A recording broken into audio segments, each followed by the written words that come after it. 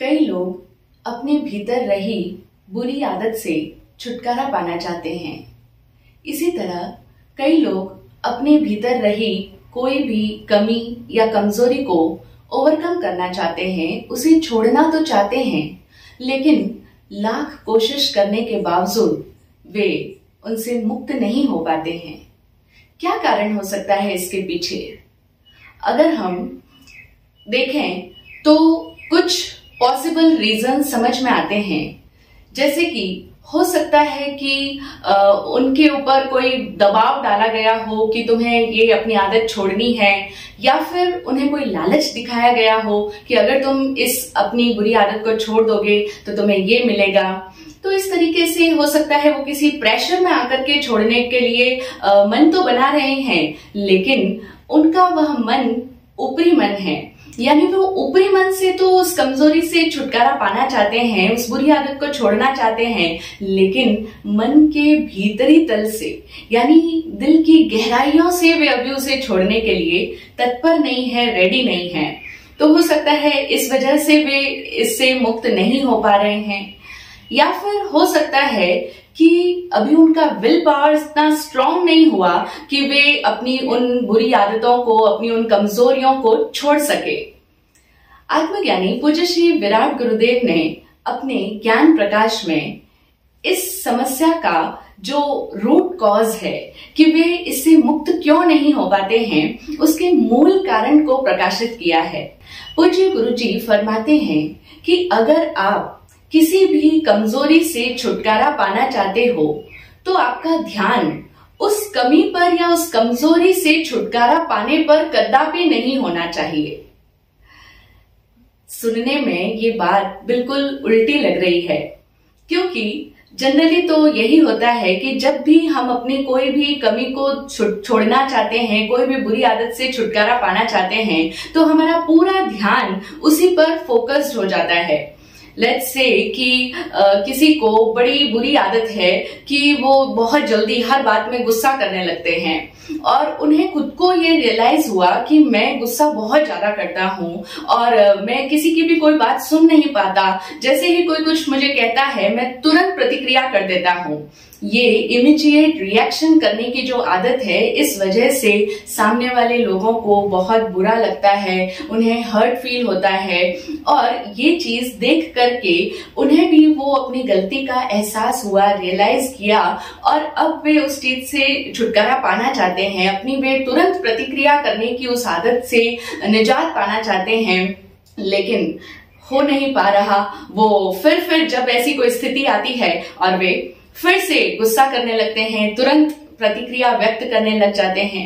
तो वे कोशिश कर रहे हैं, लेकिन उस कोशिश में उनका पूरा ध्यान किस पर जा रहा है? मुझे बड़ा जल्दी गुस्सा आ जाता है, मैं किसी का कुछ सुन नहीं सकता, मैं तो चुप रह ही नहीं सकता। तो इस तरह से उनका पूरा ध्यान उनकी कमजोरी पर ही लगा रहता है। इसी तरीके से हो सकता है किसी की कोई व्यक्ति कमजोरी हो, यानी उस व्यक्ति से बात किए बगैर या उसे देखे बगैर या उसका साथ पाए बगैर वो जीवन में रह ही नहीं पा सकते हो। तो कोई व्यक्ति उनकी कमजोरी हो सकता है, या फिर कोई वस्तु उनकी कमजोरी हो सकती है। जैसे किसी का कोई एडिक्शन हो सकता है, कोई नशे करने की आदत हो सकती है, शराब, सिगरेट, बीड़ी, तंबाकू, पान, गुटखा, कोई भी व्यसन हो सकता है जिसके वे आदी हो चुके हैं और छोड़ना चाह रहे हैं, लेकिन छूट नहीं पा रहा है, और इस प्रयास में उनका पूरा ध्यान अपनी उस बैड हैबिट पर लगा रहता है। कोई व्यक्ति से भी छुटकारा पाना चाहते हैं क्योंकि वो पहचान रहे हैं कि ये मेरी कमजोरी बन चुका है, लेकिन इसके बावजूद वे उससे उबर नहीं पा रहे हैं। इसी तरीके से किसी को ये लग रहा है कि मैं सुबह बहुत देर से उठता हूँ, ये जो देर से उठने की आदत है ये बड़ी बुरी आदत है, और इस आदत से छूटने के प्रयास में उनका पूरा फोकस इसी पर रहता है कि मैं रात को लेट सोता हूं और मैं सुबह जल्दी नहीं उठ पा रहा हूं। इसी तरीके से कई लोगों का ध्यान अपने शरीर पर रहता है और वे दिन रात यही देखते रहते हैं कि मैं कितना मोटा हो गया हूं या फिर मैं कितनी ज्यादा मोटी हो गई हूं, मेरा वजन दिन प्रतिदिन बढ़ता ही जा रहा है। और इस तरीके से उनका पूरा ध्यान अपने मोटापे पर ही लगा रहता है। कहने को तो वे अपने उस कमी से उबरना चाहते हैं, लेकिन उनका पूरा ध्यान अपनी उसी कमजोरी पर केंद्रित हो जाता है। इसीलिए पूज्य गुरुदेव का फरमाना है कि अगर आप किसी भी कमजोरी से छुटकारा पाना चाहते हो तो आपका ध्यान उस कमजोरी से छुटकारा पाने पर कदापि नहीं होना चाहिए। इसके विपरीत अच्छे और मनपसंद स्वास्थ्य के प्रति प्रेम होना चाहिए। स्वाभाविक स्वास्थ्य का गुणानुवादन होना चाहिए।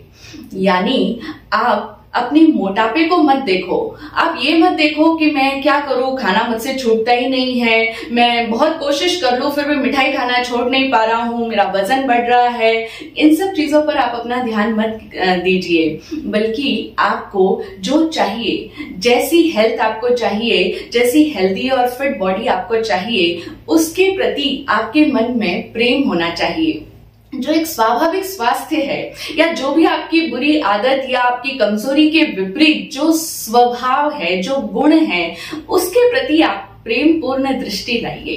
अगर आपकी दृष्टि में जो गुण है, जो स्वभाव है, जो मनपसंद स्वास्थ्य है जो आपको चाहिए, उसके प्रति प्रेम होगा, उसके प्रति गुणानुवादन होगा, यानी आप उसको अप्रिशिएट कर रहे होंगे, तो आप अपनी कमजोरी से स्वतः ही छूट जाएंगे। जब भी हम अपना ध्यान या अपने भावों को अपनी या फिर किसी भी दूसरे की भी कमजोरी को सुधारने पर लगाते हैं तो हम बहुत ही गलत प्रयास कर रहे होते हैं। सचमुच ये प्रयास हमारा बड़ा गलत प्रयास होता है और ऐसी गलत कोशिशें अक्सर हमारी माताएं लोग किया करती है।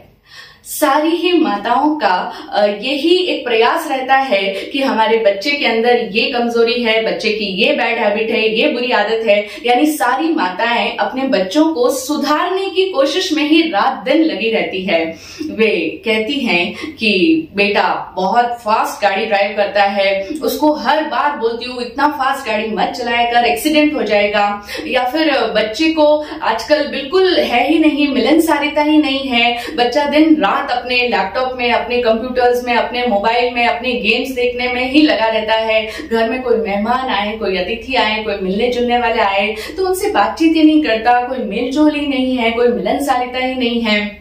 इसी तरह से मेरी बेटी है, उसको घर का काम करना नहीं आता। दिन रात माताएं अपने बच्चों को, अपनी बच्चियों को टोकते ही रहते हैं और ये उनकी गलत अप्रोच होती है, क्योंकि वो वही चीज देख रहे हैं, बार बार वही चीज पे उसका ध्यान ले जा रहे हैं। तू ऐसा नहीं करता, तू गाड़ी बहुत फास्ट चलाता है, तू ये नहीं कर सकता, तू ढंग से बोलता नहीं है, तू बहुत ज्यादा गुस्सा करता है, वगैरह वगैरह। लिस्ट बड़ी लंबी है माताओं की, पेरेंट्स की, अपने बच्चों की कमियों को सुधारने के लिए।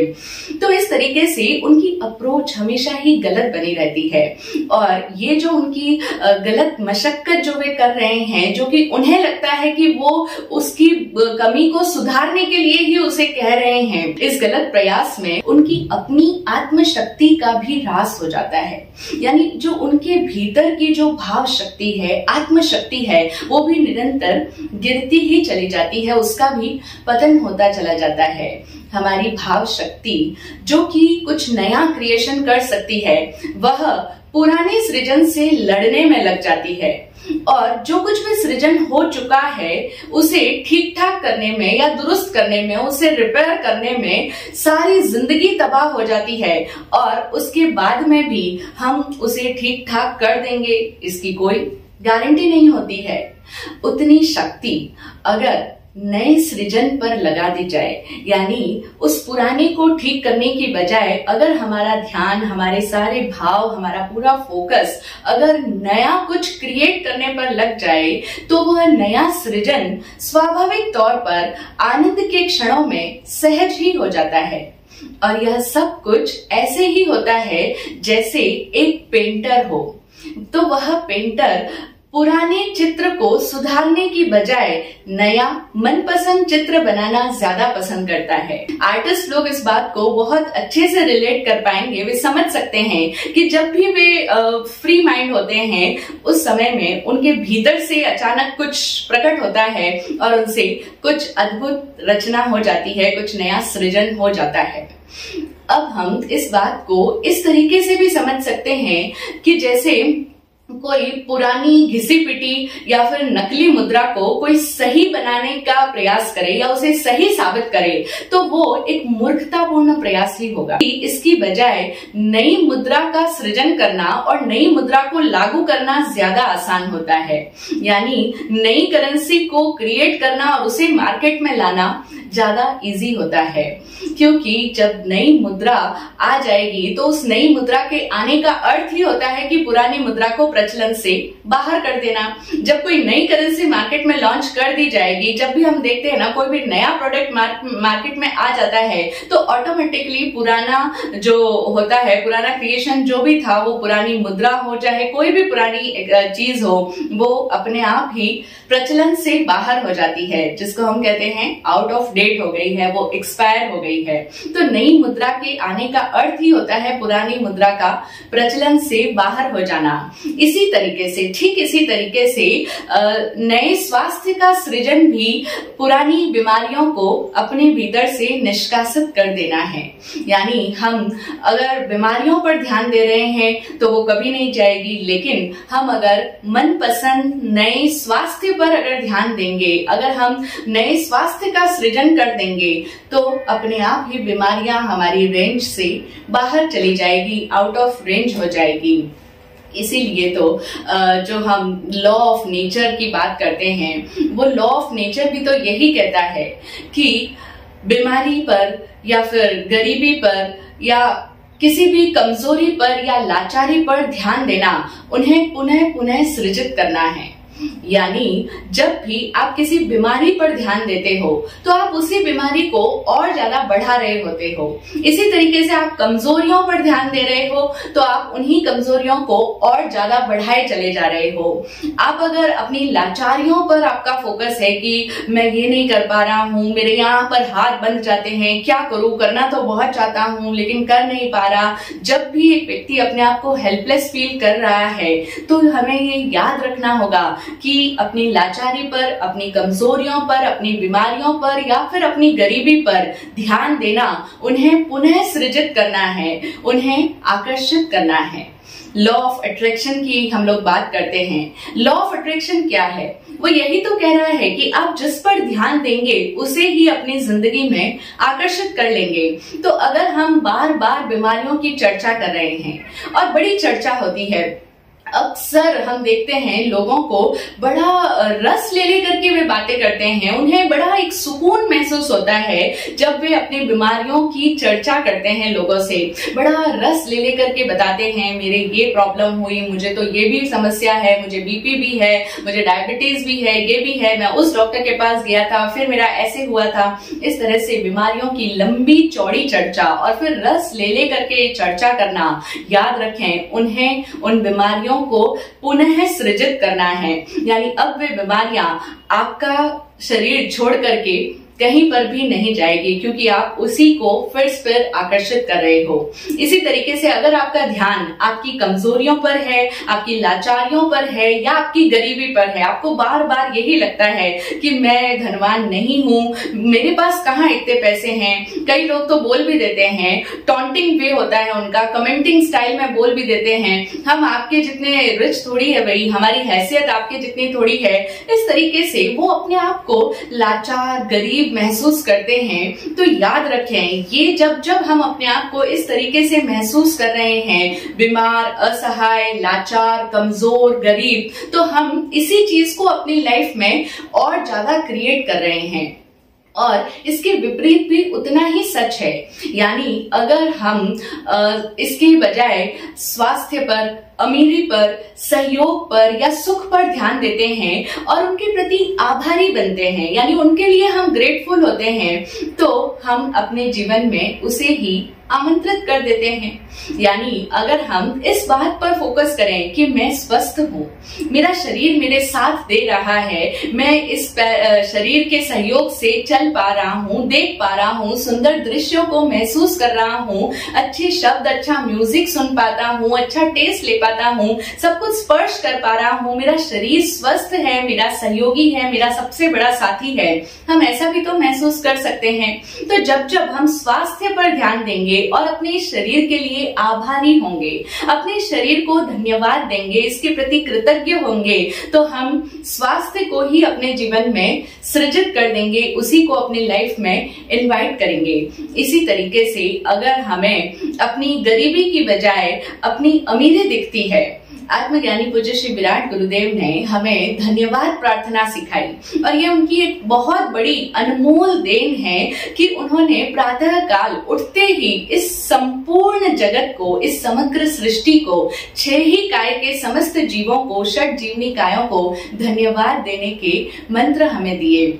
और उस प्रार्थना में उसके पश्चात जब हम इस पूरे जगत का आभार प्रकट करते हैं तो हमारे भीतर इतनी सकारात्मक ऊर्जा भर जाती है, हम इतने पॉजिटिव फीलिंग से भर जाते हैं जब हम ये बोलते हैं कि पाया बलशाली या निर्बल तन देखो कुछ तो पाया। इस दुनिया में मैंने क्या कुछ पाया है, उसकी तरफ हमारा ध्यान जाता है। तो यही चीज है, हमें अभाव तो बड़ा जल्दी दिख जाता है कि मुझे ये नहीं है, मेरे पास में पैसे नहीं है, मेरा शरीर बहुत बीमार है, मेरे बिजनेस में इतनी प्रॉब्लम्स चल रही है, मैं कुछ कर नहीं पा रहा हूं। ये अभावों पर, समस्याओं पर ध्यान देना बड़ा आसान है, हर कोई दे देता है, लेकिन ये हमारी कितनी गलत अप्रोच है कि हम जिस पर ध्यान देंगे उसी चीज को अपनी लाइफ में और ज्यादा क्रिएट करेंगे, उसी को अट्रैक्ट करेंगे और वही चीजें बढ़ती जाएगी। इसकी बजाय हमें जो भाव है, अभाव का विपरीत जो भाव है, भाव का मतलब ही होता है होना, तो जो है हमारे पास में, जो हमारा सुंदर शरीर हमारे साथ में है, जो हमारा स्वास्थ्य है,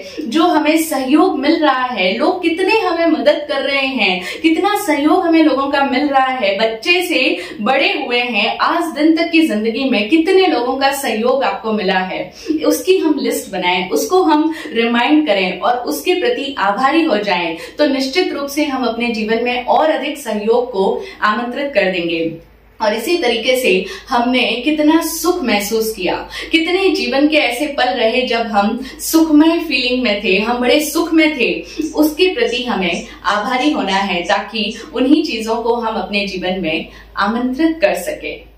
इसी बात को हम जरा और विस्तार से भी समझ सकते हैं कि जब जब भी हम प्रतिकूलताओं पर ध्यान देते हैं, यानी जो कुछ भी प्रतिकूल है, प्रतिकूल यानी मन को अच्छा नहीं लगने वाला, जो अनुकूल नहीं लग रहा है, हमें कई बार ऐसा लगता है ना कुछ ठीक नहीं है, कुछ भी अच्छा नहीं लग रहा है, बहुत बुरा लग रहा है, क्योंकि हमारा ध्यान हमेशा कोई ना कोई कमी पर रहता है, कुछ ना कुछ प्रतिकूलता पर रहता है, कुछ अनफेवरेबल सिचुएशंस है। तो जब जब भी हम इस तरीके से प्रतिकूलताओं पर ध्यान देते हैं तो हम वैर विरोध से ग्रस्त हो जाते हैं, यानी हमारे मन में एक कटुता भर जाती है, हमें बहुत बुरा फील हो रहा होता है, और इसी को तो नकारात्मक भाव कहते हैं। और क्या है नेगेटिव फीलिंग्स? क्या है, हम लोग नेगेटिव मत बोलो, नेगेटिव मत हो, नेगेटिव फीलिंग नहीं रखनी चाहिए, ये सब बातें तो बड़ी करते हैं और बहुत सुनते भी हैं ऐसी बातें, लेकिन हम अपने जीवन में कहां कहां और किन किन रूपों में नेगेटिव हो जाते हैं, इसकी समझ हमें अच्छी तरह से नहीं होती है।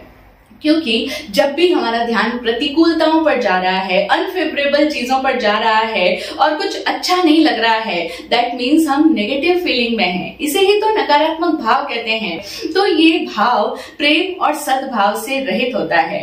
और फिर ये जो वैर विरोध एक बार आपके अंदर घुस गया, कुछ ठीक नहीं है, ये गलत वो गलत, कुछ भी अच्छा नहीं लग रहा है, मैं बहुत इरिटेट हो रहा हूँ, बहुत फ्रस्ट्रेशन है, बहुत कुंठाएं हैं, ऐसा लगता है जैसे किसी को कुछ बोल दूं, कुछ सुना दूं या कुछ रो दूं, मतलब ये सारी फीलिंग्स जो भी है, तो ऐसी फीलिंग्स, ये वैर विरोध का भाव वैर विरोध के भाव को ही बढ़ाता है। क्योंकि लॉ ऑफ नेचर को हम जानते हैं कि जैसा हम फील कर रहे होते हैं उसी तरह की फीलिंग को हम और ज्यादा बढ़ा देते हैं। तो ये वैर विरोध का भाव जो कि प्रेम और सद्भावना से रहित है, और फिर जाहिर सी बात है कि इन भावों में खुशी भी नहीं होती, इसीलिए ये एक गैर खुशी युक्त भाव होता है, यानी बिना खुशी का भाव होता है।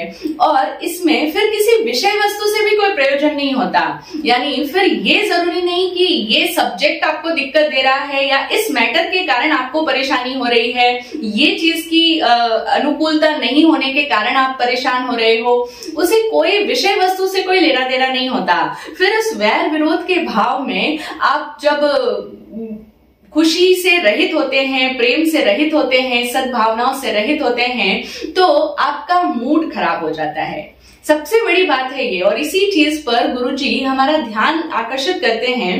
वे फरमाते हैं कि इस भावों में आने पर आपके भीतर कोई विषय वस्तु मायने नहीं रखती, आपके मन के अंदर अपने आप से ही मूड बदल जाता है। और इस वैर विरोध के भाव का काम ही यही है कि आपका मूड खराब करना और आपका खून जलाना। हमारा खून जलता है क्योंकि हमें गुस्सा आ रहा है, हमें इरिटेशन हो रहा है, जबकि इसके विपरीत अगर हम प्रेम युक्त हैं, अगर हम सद्भावों से युक्त हैं, तो प्रेम और सद्भाव हमेशा ही खुशी के भाव होते हैं। यानी जब जब भी आपके अंदर प्रेम भरी फीलिंग्स होगी, आप सबके प्रति अच्छे वाली फीलिंग में होंगे, आपका ध्यान किसी भी प्रतिकूलता पर नहीं होगा, तो आप नेगेटिविटी में नहीं हो, आपके अंदर नेगेटिव फीलिंग्स नहीं है, तो ऑटोमेटिकली आपका मूड पूरी तरह से खुशनुमा बन जाएगा और आपका जीवन भी आनंद से भर जाएगा।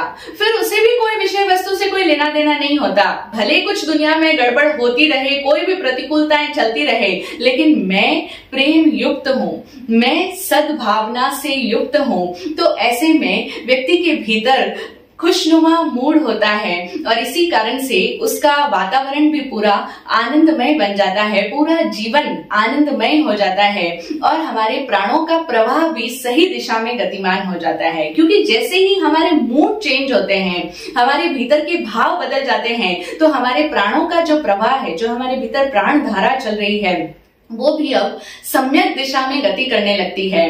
और फिर हम अगर एनालिसिस करके देखें तो जब एक व्यक्ति आनंद के भावों में होता है, खुशनुमा मूड में होता है, तो जो भी उसके संपर्क में आता है, जो भी हमारे से संबंधित व्यक्ति होगा, जो भी हमसे जुड़ेगा, उस समय हमसे कनेक्टेड होगा, हमारे कनेक्शन में आएगा, ऑटोमेटिकली उसे भी अच्छा ही लगेगा। क्योंकि ये तो एक संक्रामक भाव है।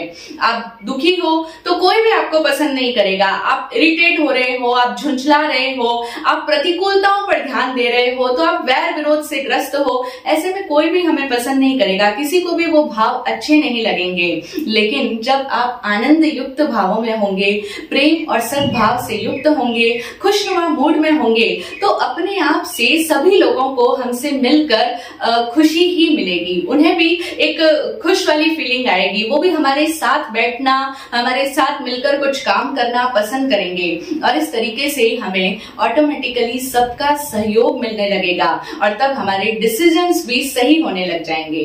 यानी ऐसे खुशनुमा मूड में हमारे निर्णय भी स्वतः ठीक होने लग जाएंगे।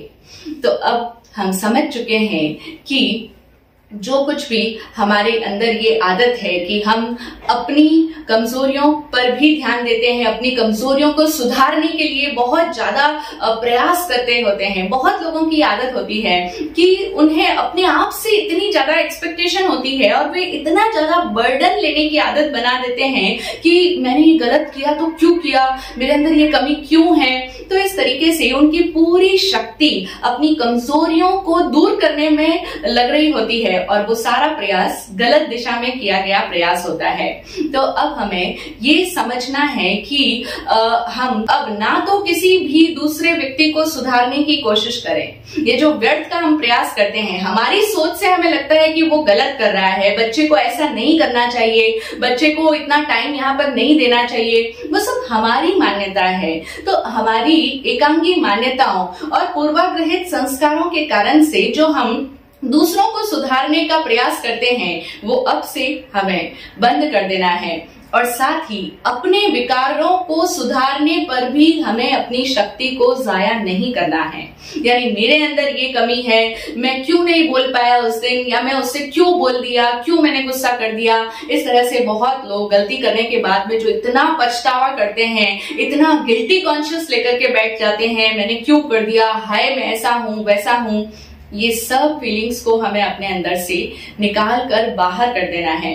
अपने विकारों को सुधारने पर भी हमें शक्ति को व्यर्थ नहीं करना है और दूसरों को सुधारने पर तो हमें अपनी शक्ति को व्यर्थ करना ही नहीं है। ऐसी गलत कोशिश तो हमें अब से करनी ही नहीं है। बस अगर करना है तो सिर्फ इतना ही करना है कि जहां जहां भी जो कुछ भी प्रतिकूलता है, यानी अनफेवरेबल सिचुएशंस जहां जहां भी है, जो भी परिस्थितियां ऐसी है जो आपको मनोनुकूल नहीं लग रही है, आपको अनुकूल नहीं लग रही है, उस पर से अपना ध्यान हटा दो और अपने भावों को पूरी तरीके से आनंद के ऊपर लगा दो। यानी अपने भावों को आनंद की फ्रीक्वेंसी पर ले जाएं, और उस आनंद की फ्रीक्वेंसी पर जब हम होंगे तो अपने आप ही एक चमत्कार घटित होगा। नया सुखद सृजन स्वतः हो जाएगा। लेकिन बस हमें धैर्य रखना होगा, पेशेंस रखना होगा कि हमें प्रतिकूलताओं से ध्यान हटा करके अपने आप का, अपना पूरा ध्यान आनंद पर केंद्रित करना है, ताकि हमें अच्छा महसूस हो सके। यानी पूरा ध्यान हमें हमारी महसूसी पर देना है कि मुझे इस समय फील कैसा आ रहा है। और ऑब्वियस सी बात है कि अगर आपको कोई कमी दिख रही है, कोई भी प्रतिकूलता पर आपका ध्यान है, तो आपको अच्छा फीलिंग नहीं आएगा। तो इसीलिए अपने ध्यान को आनंद पर केंद्रित करना है, ताकि हमें अच्छा महसूस हो सके और एक अज्ञात सुख महसूस हो सके। किस रीजन से हमें अच्छा लग रहा है उसे जानने की जरूरत नहीं है। यानी रीजन के बिना जो खुशी होती है, वो निर्दोष खुशी को हम महसूस कर सकें, वो खुशनुमा महसूसी जो होगी वो हमारे जीवन में चमत्कार क्रिएट कर देगी, उसी से मिरेकल्स होंगे। बस पेशेंस रखना है और अपने आप के साथ में पूरा विश्वास बनाए रखना है। तब हमारे जीवन में हम पाएंगे कि अपने आप ही जो परिस्थितियां अब निर्मित हो रही है वो सुखद होती चली जा रही है। यानी अब जो सृजन हो रहा है, अब जो नया क्रिएशन हो रहा है, किसी भी फील्ड में हो सकता है, किसी से जीवन का क्रिएशन भी हो सकता है, आगे आने वाले फ्यूचर भी जो क्रिएट हो रहा है वो एक स्वस्थ, मस्त और खुशनुमा फ्यूचर होगा। नया सृजन हमेशा सुखद ही होने वाला है। अगर हमारा ध्यान आनंद पर है, हमारी महसूसी खुशनुमा है और हम सुख वाले फ्रीक्वेंसी पर है, सुख वाले मोड पर हैं, तो हमारा सुंदर सृजन होगा, भविष्य का स्वस्थ निर्माण होगा, हमारे शरीर से भी विकार स्वतः विसर्जित होते चले जाएंगे।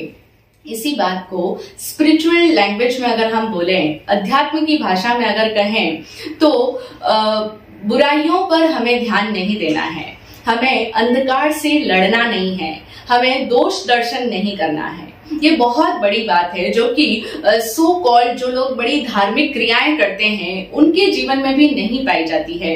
उनकी नजरें हमेशा दोषों को ही देखती रहती है, जबकि अध्यात्म शास्त्र यही कहता है कि कभी भी अपना ध्यान अंधकार से लड़ने में मत लगाओ, कभी भी दोष दर्शन मत करो। अक्सर हम समाज में यही देखते हैं कि जो गणमान्य लोग होते हैं, जो भी पदों पर आसीन लोग होते हैं, जो भी बड़ी पोस्ट वाले हैं, चाहे वो साधु संत हो सकते हैं, चाहे वो कोई बड़े पोस्ट वाले श्रावक हो सकते हैं, चाहे हमारे घर परिवारों में भी हम ऐसे कई लोगों को देखते हैं, वो हमेशा ही दोष दर्शन करते रहते हैं। और उस पर भी उनका तर्क ये होता है कि हम इन कमियों को सुधारने के लिए इन्हें कह रहे हैं, हम इन्हें सुधारना चाहते हैं, देखो ऐसा नहीं होना चाहिए था, वैसा होना चाहिए था। अध्यात्म शास्त्र इस बात की बिल्कुल मनाही करता है कि हमें दोष दर्शन करना ही नहीं है, हमें अंधकार से लड़ना ही नहीं है, अंधकार की तरफ ध्यान ही नहीं देना है, क्योंकि ये भी अपने आप में एक लड़ाई ही है, ये भी अपने आप में एक पंगा लेना ही है।